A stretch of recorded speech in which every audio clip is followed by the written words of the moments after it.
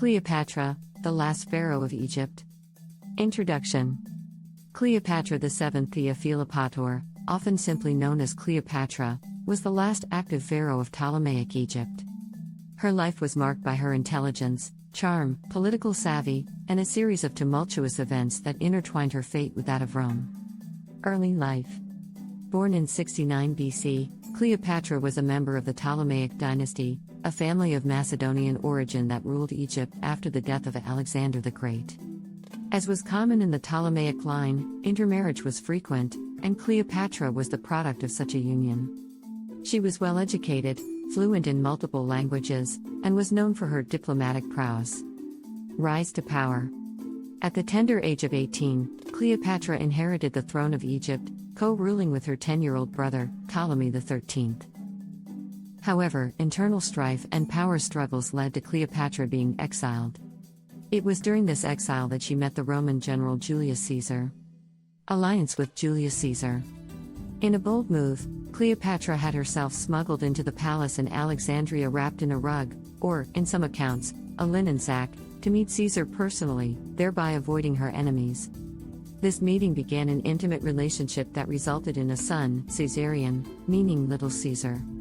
With Caesar's military support, Cleopatra reclaimed her throne from her brother.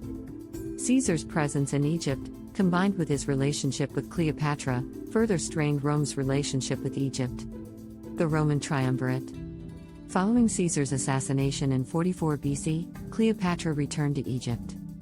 However, she soon allied herself with Mark Antony, one of the members of the Roman Triumvirate that emerged after Caesar's death.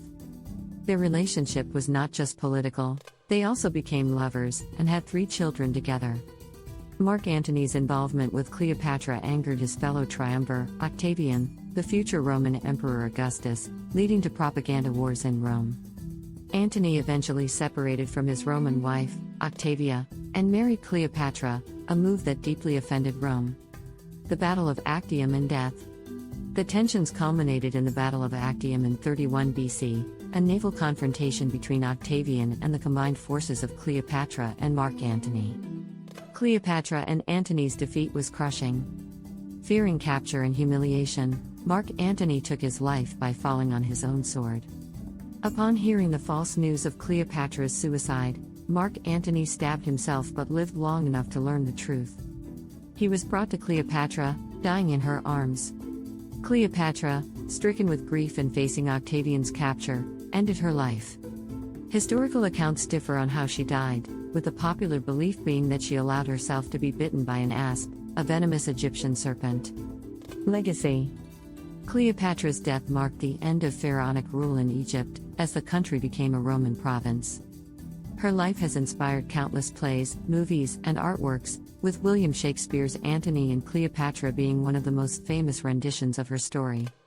Today, Cleopatra is remembered not only as a ruler who navigated the treacherous politics of her time but also as an icon of beauty, intelligence, and charisma.